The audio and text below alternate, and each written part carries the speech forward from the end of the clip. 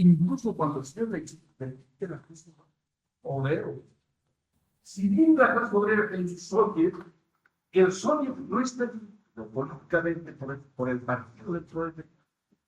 Y no lo está, aunque en ciertos instantes la nación trotskista sea la más necesitada momentáneamente. Porque la expresión política, los ministros obreros, en Chile hay un ministro obrero, ministro de Minas, hay un ministro de Trabajo, que es Fabrico, en fin, y un ministro de Chávez, de Aristóteles, ex ministro de Campesinos, en fin. Pero todos ellos pertenecen políticamente al es la izquierda del nacionalismo quien dirige estos soviets e impide que la dualidad de poderes pueda resolverse en favor de la clase obrera y se resuelve. Estoy equivocado lo que ya dado en la última clase. Los gastos que tuvo la central obrera boliviana al nacer, cómo se planteó la dualidad de poderes. Porque tiene una falta de comprensión, pues miren, la dualidad de poder quiere decir que aparece un poder obrero y que entra en conflicto con el gobierno central, con el poder oficial. El desarrollo de este poder obrero no hay posibilidad de indicar cuándo está totalmente evolucionado, sino que todo un proceso en desarrollo, cuando las circunstancias políticas permiten un crecimiento de este germen de poder obrero, que abre la perspectiva de la conquista del poder por la clase obrera. Este es el cambio que recoge. Si ustedes comparan el 14 millones con la idea de que la clase obrera puede tomar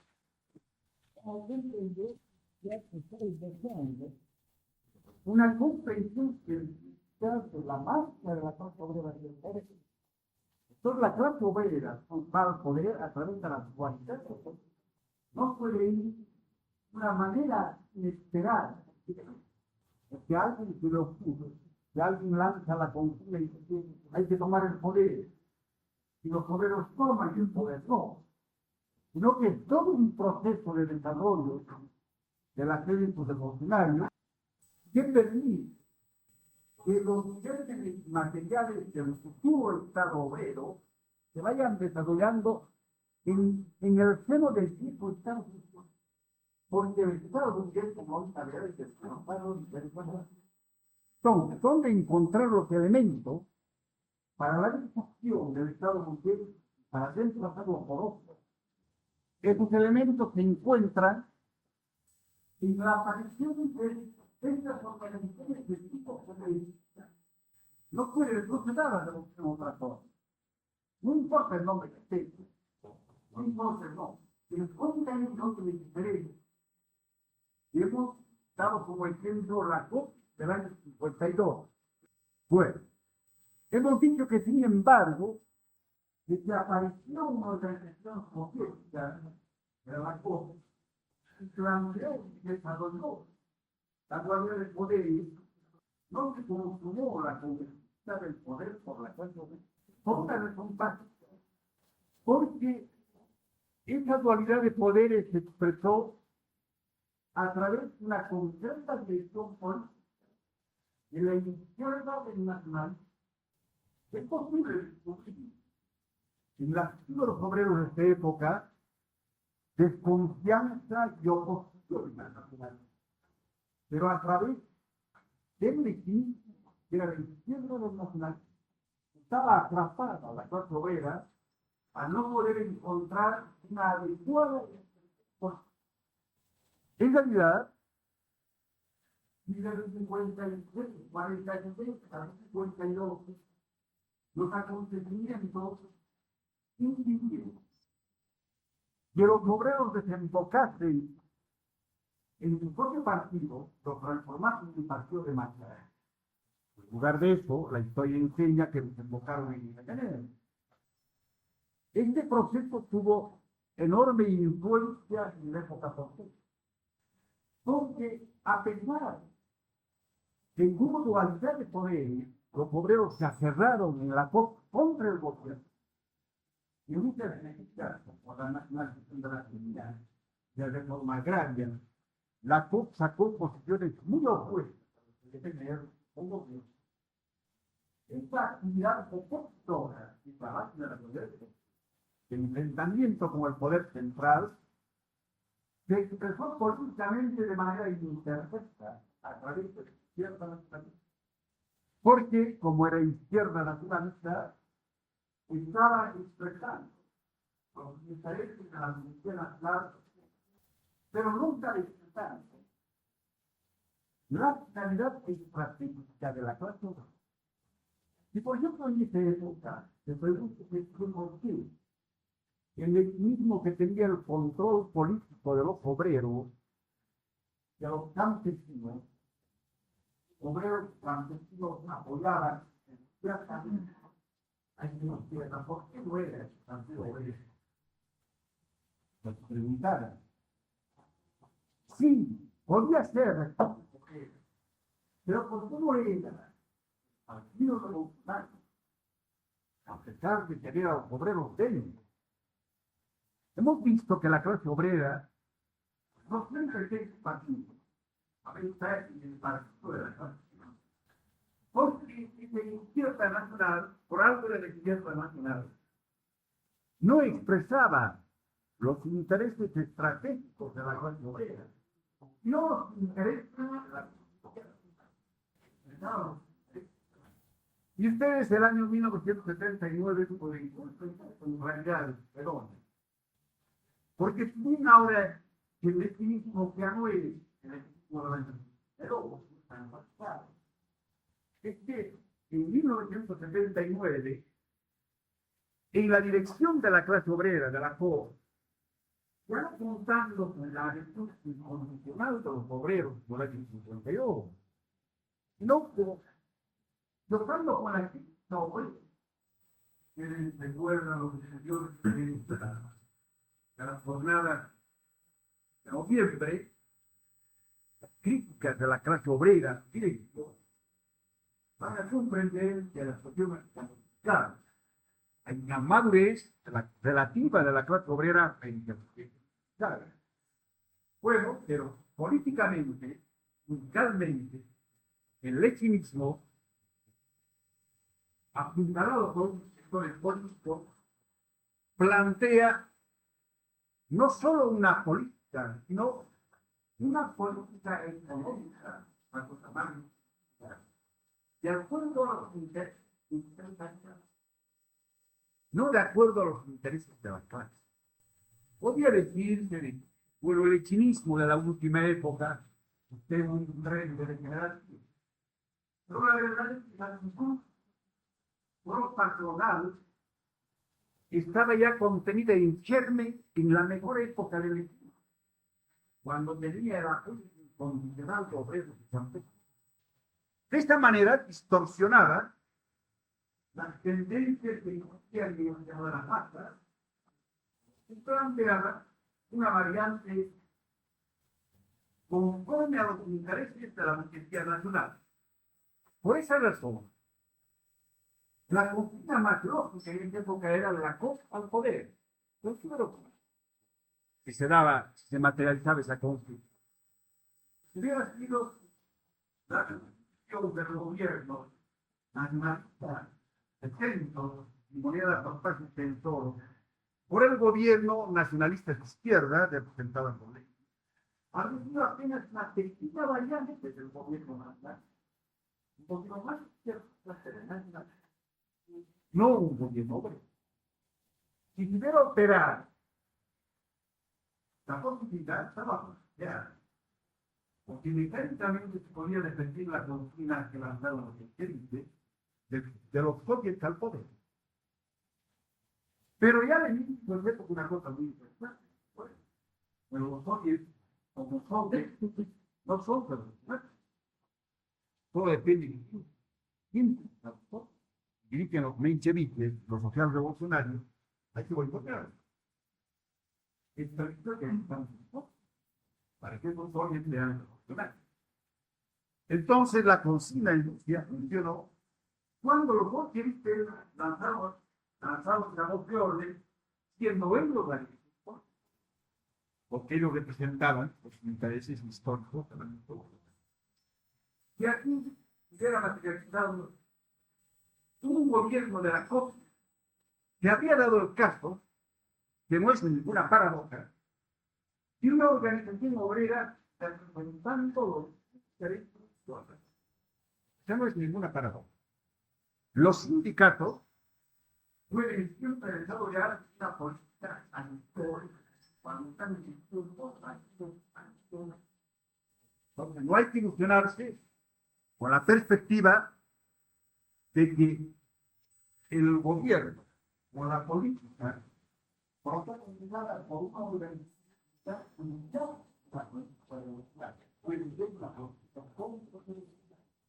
porque hemos indicado que el sindicato no es por sí mismo revolucionario, es solo tal y a su cabeza se coloca una dirección ¿no? De esta manera, a guardar el poder, pudo resolverse en favor del MNR a través de lo que se llamó el cogobierno MNR-CO. Ese cogobierno no era un cogobierno de la clase obrera o una pequeña mujer, porque eso solo podía darse sin el partido de la clase obrera gobernada con el MNR. entonces hubiera habido un verdadero cogobierno entre la pequeña burguesía y la clase obrera. Pero como en realidad el cogobierno no fue sino el gobierno de la izquierda y del centro del MNR, una especie de maniobra ideada para evitar que la clase obrera se orientase en el poder. Este gobierno facilitó la etapa de transición que se resolviese en favor del nacionalismo ruso, que acumuló el gobierno como tal. Vino la nacionalización de las minas, los obreros se despiertaron al comprobar que el MNR estaba realizando sus obras. la propia vanguardia obrera no comprendía con claridad el alcance político de la medida y por tanto aisló mucho más a su parte. No había posibilidad de transformar un partido los obreros también entusiasmados aplaudían la nacionalización de las minas, que ciertamente no era una medida que guardase relación con los tradicionales planteamientos de la sociedad, no que más bien desvirtuaban el planteamiento. Pero eso podemos entender. tenían todavía que vivir la experiencia de la nacionalización de las minas, Una experiencia negativa. para nuevamente volver a replantear en otros términos el problema. Sin embargo, la clase obrera va a poder madurar dentro del experimento del nacionalismo. Una experiencia inevitable. No era problema de lanzar una constitución. El desarrollo social y político obligaba a la clase obrera a madurar la experiencia negativa del nacionalismo. Y se planteaba el problema.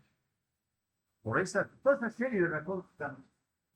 Sin embargo, la clase obrera pudo diferenciarse totalmente del MNR a muy breve plazo.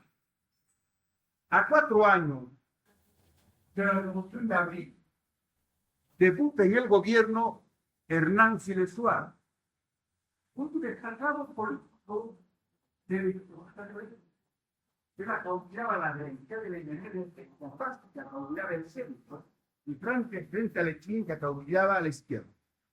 para que ustedes vean Que entre la izquierda y la derecha del MNR no existía ninguna diferencia de clase cualitativa. Y no solo un imagen. la convención que eligió a Siles como candidato a la presidencia estuvo dominada por Y fue el mismo que llevó a la candidatura a Chile con su esposa. Podía hacer lo contrario, y llevar a su propio hombre.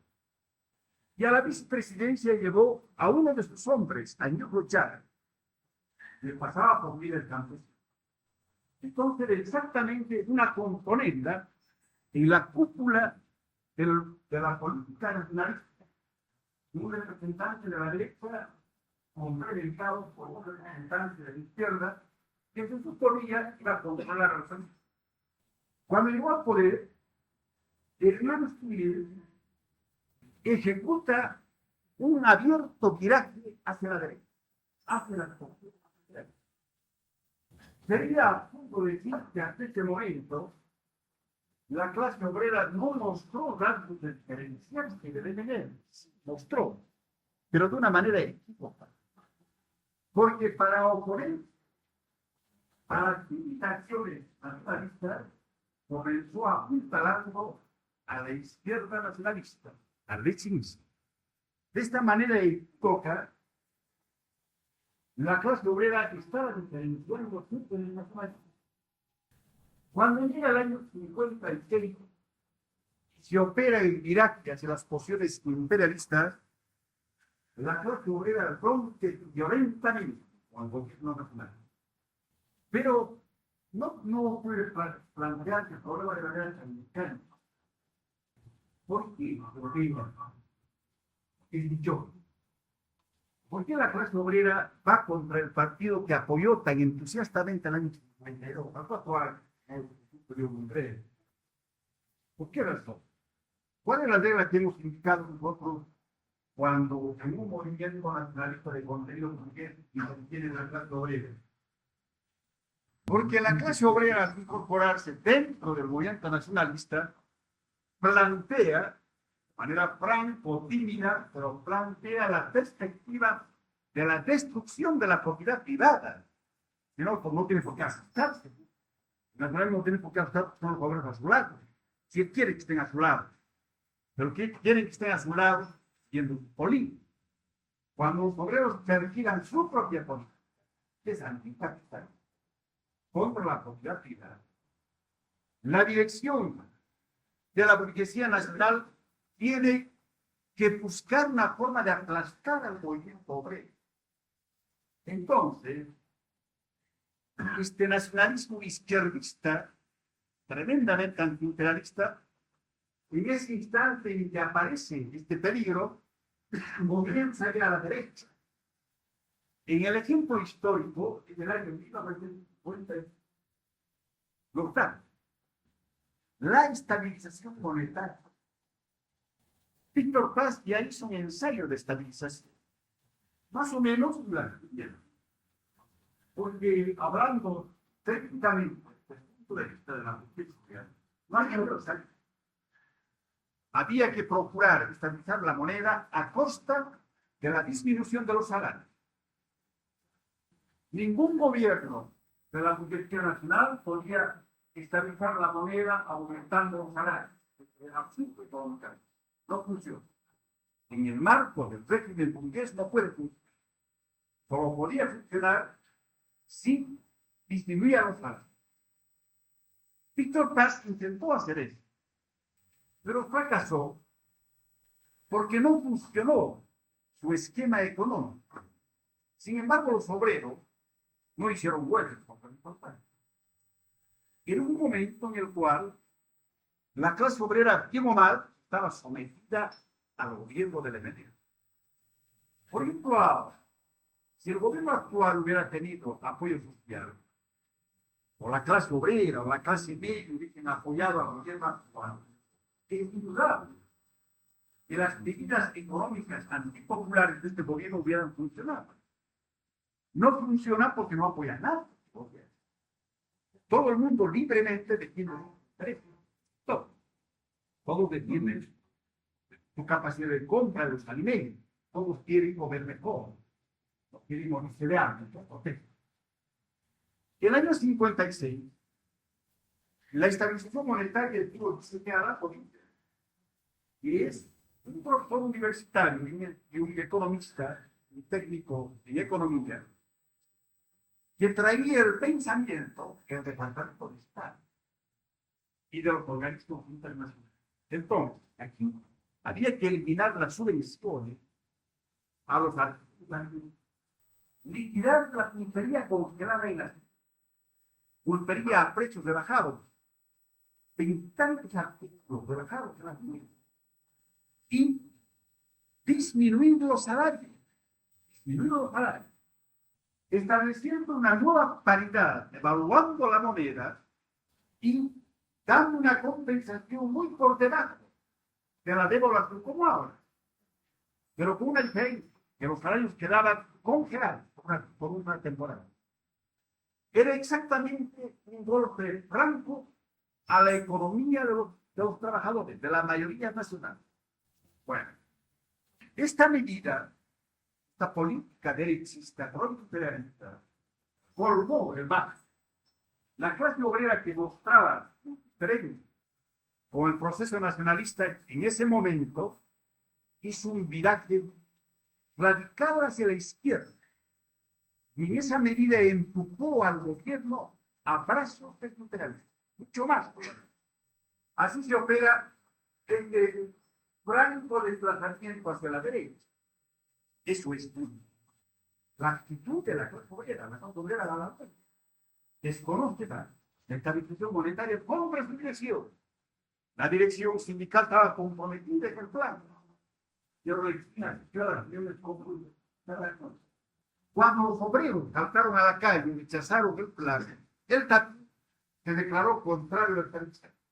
Como ven ustedes, esta diferenciación política está obligando a un franco viraje de la derecha del gobierno nacionalista. Este proceso va a acentuar mucho más esta diferencia política. La clase obrera de nuevo va a formular su propia estrategia. Nuevamente, es una especie de encuentro con la quinta opción obrera radical. Nuevamente va a encontrar qué fue más. Y el MNR, como gobierno nacionalista, definitivamente va a quedar en el campo pro-interés. Hasta ahora están hablando contra los americanos. Hoy adelante, todas las maniobras que haga el nacionalismo burgués van a ser maniobras dentro del campo interno. Más a la izquierda, más a la derecha, pero sin romper el marco del interés. Definitivamente la dirección nacionalista se ha vuelto pro-interés. Comenzando del año 56 al 60. Este periodo de más.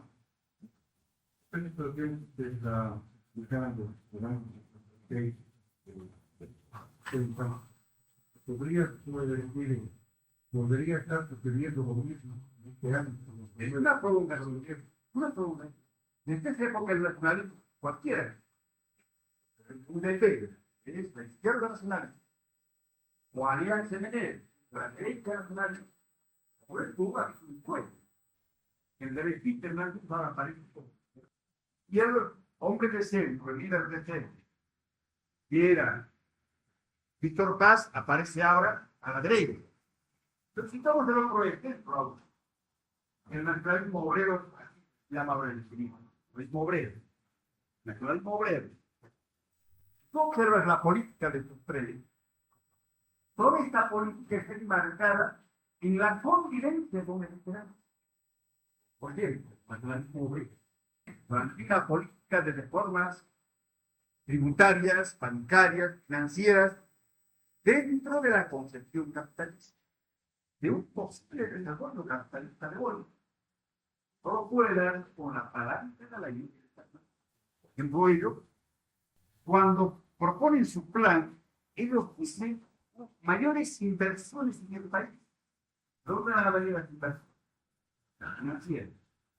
La mayor dependencia del país frente al imperialismo norteamericano o a otro imperialismo. Ahora los otros únicamente privadamente, es poder proponer todavía de las inversiones privadamente al Departamento de Estado para que. Entonces, como ven ustedes, esta clase obrera que se fue radicalizando definitivamente llevó al nacionalismo mundial a las posibilidades como consecuencia de la presencia de este proletariado que comienza a enarbolar su estrategia. Si la clase obrera no hubiera hecho eso, hubiera quedado dentro del marco de la política mundial. Los sectores nacionalistas habían tenido una gran capacidad de acción, habían sido grandes al su interés, sin ningún temor. Cuando ellos se agotan es cuando la clase obrera aparece como clase. Como siempre. ¿Pensando? No. Esto puede ser ahora porque la política de 1979 no es más que la prolongación de todo. ¿No ves tú? Con el otro polo está la clase obrera estremeciéndose por encontrar su propia expresión, por dentro de las jornadas de gobierno. La clase obrera nunca está mostrando sus posiciones en tanta reiterancia por su nivel. En una dirección sindical que representa los intereses del nacionalismo que no corresponde al porvenir de la clase obrera. Y a veces quiera al país. Y no va a pasar cuando la clase obrera estaba siguiendo la política del nacionalismo. ¿No? Bueno, esto se dice para expresar que la clase obrera, particularmente representada por un minero, va a adquirir los elementos de su conciencia de clase gracias a la experiencia negativa que vive en las tiendas del nacionalismo burgués. Va a ir creando elementos de su conciencia de clase. Ustedes saben que la conciencia de clase está dada cuando la clase obrera expresa su propia clase. Bueno, tenemos ahora otro ejemplo importante en este momento, 1974. Después de Chile se ha venido un otro gobierno de paz, se va a poner con 74. Víctor Paz, como era más izquierdista que Siles, va a prometer, o la gente va a decir, y él puede identificar su punto de existencia. Pero ahora ya no se puede decir que la política va a estar definida por la voluntad de un hombre, que nunca la está, sino que está definida por la propia correlación del esfuerzo de la sociedad. Los hombres son víctimas de esta correlación. En la lucha de clase. Ustedes tengan en mente, por ejemplo, lo que le pasó a la crisis. La ambición de la crisis hizo que dé un golpe de Estado cuando era hecho no se la conoce. La falta de administración de la clase media culturista apoya. No había, por ejemplo, como ahora, una gente en las calles y en los mercados que debería volver para. Porque van a ser, bueno, más o menos, tenían los mercados. No de muertos. Sino que toda la gente buscaba un reordenamiento del gobierno de Guevara, pero por los canales democráticos y legales. Por un acuerdo político a través del Parlamento. De todos los nacionalistas modernos. Para que el gobierno tuviese alguna acuerdo. Pero la ambición del coronel hizo que se precipitase, del coronel ideólogo, se precipitase el golpe. Se hundió porque no encontró ninguna base social. A pesar que se les trató de democratizar, no funcionó por eso. No es la ambición de los hombres la que espera. La ambición prospera si ésta encuentra un apoyo social. Depende de la correlación de las fuerzas, de las clases, que es lo que determina la política. Si es o no. Y ya estamos en un gobierno. Víctor Paz no pudo menos que seguir el mismo curso que sí. Pero con la novedad de que ante los inversionistas había perdido toda capacidad de control de la carga. Es decir, ya no era el Víctor Paz del año 52, o 53, o 54, 56.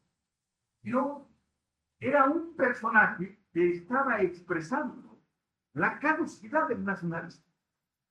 Porque el nacionalismo estaba, como fuerza política, si es capaz de dominar a las masas dentro de su concepción militar.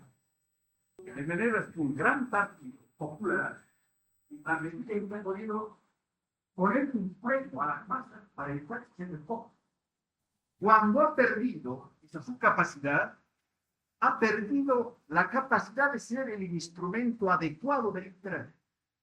Entonces, un sector del liberalismo, el Pentágono, ha armado en el seno del nacionalismo una conspiración de derecha contra Francia. Es la conspiración de Basile. Asientos ovales. Eso arma el Pentágono, para las fugas. Los agentes del Pentágono colocan todo el aparato, una operación militar muy bien calculada por el Pentágono. Ellos están buscando retornar al camino antiimperialista, no.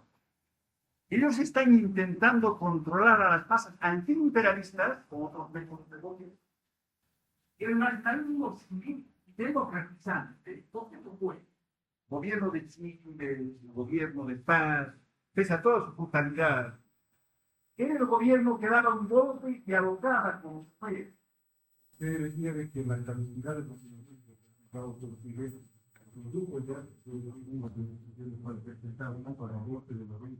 No, de la época de la estamos en paz, un gobierno de paz. Ya tuvieron controlada a los masas. Por eso, había que cambiar. Esto significa que estas masas estaban entendiendo, sí, totalmente radicalizadas, como vas a ver en Cruzán. Totalmente radicalizadas. Porque la masa estaban chocando con el gobierno de paz. Entonces, paz va a caer en el peor de los contrasentidos. Ese gran líder popular del año 52 va a usar las armas contra los viejos aliados. Van a sacar al ejército por el asiento, tomando el comandante del ejército. Van a sacar a los tropas del ejército para arrinconar a balas a las masas que tienden a reportarse de las partes. Y luego, la ciudad se arrincona, grandes manifestaciones estudiantiles, obreras, etcétera, no aplanadas. Y hay dos batallas por los primeros. Los poblados están marchando aún. Existe el temor de que controlen la ciudad. El siglo XX aún están marchando y de Qatar aún. Pues en ese angosto de horas, ellos son interceptados abajo. Y en la tarde otra batalla. También por pobre. Porque fíjense, ¿a dónde ha llegado el nacionalismo? Ese nacionalismo que lograba vivir la paz, toda vez que había miedo, un golpe derechista. El 6 de enero, la derecha del PNR hizo un golpe, Peñalosa, Guilgamar, etc. Por lo menos 150.000 o 200.000 personas hicieron temblar todas las ciudades y apartaron a todos. Ahora, el caudillo de ese movimiento está usando las armas contra los obreros. Esa es la caducidad del nacionalismo. Sin embargo, está en el poder. Y cuando pasa que ahí va a haber otra expresión, ¿verdad? Cuando se dice caducidad, está diciendo la caducidad en el sentido de controlar políticamente a la paz. No de permanecer o no en el poder, ganar o no. Evidentemente, Paz ha ganado, pero ya no ha ganado la popularidad, ni el apoyo incondicional, sino todo un apoyo ocasional, fraude, que da la impresión, que el fraude electoral que da la impresión del apoyo político. Como se agotan estos tradicionales métodos de gobierno, hay que modificar esos métodos. Se modifican a través de este golpe de Estado en noviembre del año 64. Es decir, el Pentágono, la expresión más derechista del imperialismo, arranca del propio vientre del nacionalismo al sector de derecho, al gobierno, para que emplee la violencia y aplaque a los obreros que se han rebelado contra él. Ahora, claro, como hay un hilo común entre los gorilas y los nacionalistas chilenos, porque estos nacionalistas, actuando contra los que quiero desear una marca de organizar un ejército como un instrumento de ejército. Los señores Paz y de Clinton autorizaron la reorganización del ejército y se ahora que no te propone. Esto fue no haber desbordado. La verdad que objetivamente aparecen los tres como dos. Ellos tenían la ilusión de que el ejército era de ellos y estructuraron la célula militar del ejército. Estaban viendo todo lo bonito. Fue el semillero del bolígrafo.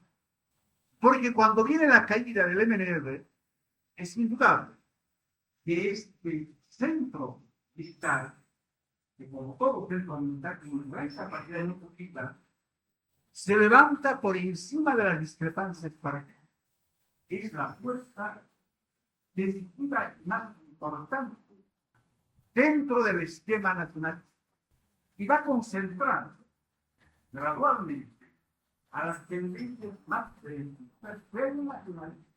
¿Por qué? El vicepresidente de PAS,